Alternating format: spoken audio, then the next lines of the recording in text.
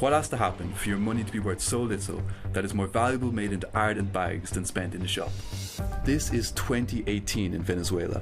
The country was in such a bad economic situation that the national money, the bolivar, was worth close to nothing. And that was due to inflation, or to be more precise, in the case of Venezuela, hyperinflation. And the crisis didn't stop at bags made out of cash. It also emptied shelves, brought the population to the streets, and pushed millions to flee the country.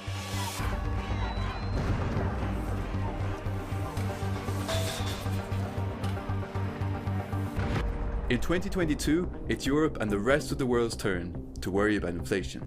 And it already has a major impact on our lives. Economic activity is slowing. We are asking the member states to reduce by 15% the gas consumption. To understand how inflation happens and how it can get as bad as it was in Venezuela, we need to look at what inflation actually is, what causes it, and the role central banks play in managing it. So let's start with a simple definition. L'inflation, c'est la hausse du niveau général des prix. Okay, but why do prices go up? To try and understand that, we need to take a look at the link between supply and demand in an economy. Les entreprises produisent des biens et ils essaient de les vendre aux ménages ou aux entreprises ou à l'État. Donc, ce que produisent les entreprises, les économistes appellent ça l'offre, le côté offre de l'économie. Du côté demande, c'est les gens qui veulent acheter ces biens, donc les ménages, les entreprises ou l'État. Donc, quand il y a plus de biens et services à vendre que de personnes qui veulent les acheter, les prix ont tendance à diminuer. S'il y a une demande excessive qui conduit donc à un déséquilibre entre la demande et l'offre, les prix se mettront à monter pour équilibrer offre et demande. Alright, so we have inflation when prices go up. Or to phrase it differently, when the money in your pocket doesn't let you buy as much anymore. And that is actually how inflation is calculated. Organizations like Eurostat for the EU or the Bureau of Labor Statistics for the US constantly monitor hundreds of prices of key goods and services you typically buy.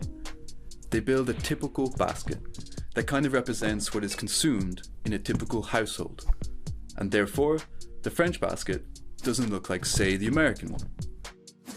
Each item in a basket has a different weight depending on its importance. Then they track the basket over time and turn its evolving price into a single figure, an index. Quand cet indice augmente, c'est ce qu'on appelle l'inflation. Quand cet indice diminue, c'est ce qu'on appelle la déflation. So we know how inflation is measured, and we know inflation comes from an imbalance between supply and demand. But what can cause those changes? Most economists agree that we can group the causes into three main categories. The first, which we touched on earlier, is related to growing demand. That one is called demand pull inflation. A recent example would be what happened after the COVID lockdowns. We were stuck at home for a while, not spending much, and when we got out, we wanted to buy stuff. The problem was that the global supply chain was messed up and couldn't give us what we were looking for. And as we said earlier, higher demand plus limited supply equals higher prices. In other words, inflation. The second category is the cost push inflation, and it's the flip side of the demand pull inflation. This time it's the cost of actually making a product or service that increases. And that can be linked to a higher labour cost or an increased cost of raw materials due to shortages. Let's take a bike as an example. We know that if it costs more money for a company to build a bike because the price of rubber for tyres goes up, we'll end up paying more for that bike. And yes, Russian gas falls into this category too. Here, higher costs for companies means higher prices for consumers, and we get inflation. The last category is the built-in inflation, and the best example for it is the wage price spiral, and it goes like this. Si l'inflation augmente parce que les prix des matières premières augmentent, les revendications sur le pouvoir d'achat vont être fortes, les gens vont demander à juste titre des augmentations de salaire puisqu'en fait leur pouvoir d'achat diminue. Si les salaires venaient à être indexés sur cette augmentation des prix pour protéger les ménages qui en payent le prix en quelque sorte. Donc ça fait un effet de deuxième tour sur l'inflation qui fait augmenter le prix de tous les autres biens. And we enter the spiral. A bit of inflation, so we raise salaries to catch up. Now people have more money, so companies raise the prices of their goods. And we have more inflation. and so on. So clearly inflation has to be controlled. And the best way to do that is through central banks, like the ECB for the European Union or the Fed for the US. To put it simply, central banks are the banks for banks. Their job is to manage the currency of a country or a group of countries and the amount of money in circulation. They have one main objective. The most precious good that we can deliver and that we have to deliver is price stability. Your bank, the one you go to when you need a business loan or a mortgage, can turn to the central bank to borrow money.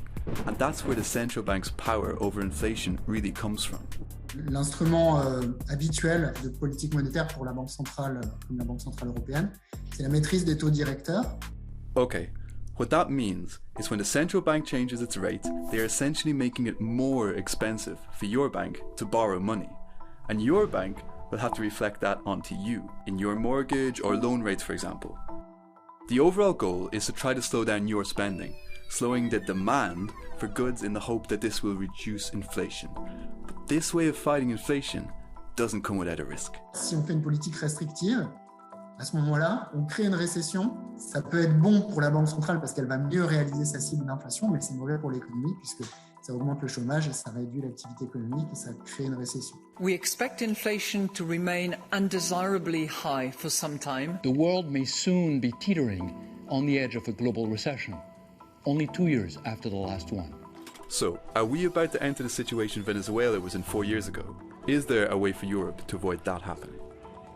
Beaucoup de choses vont dépendre de la manière dont le conflit, par exemple, entre la Russie et l'Ukraine va se développer. Si c'est un conflit qui dure, alors à ce moment-là, il y aura peut-être des effets structurels qui vont se mettre en œuvre. Si c'est un conflit qui se résout assez rapidement et que les prix des matières premières rebaissent, peut-être qu'on aura un retour à la normale plus rapide.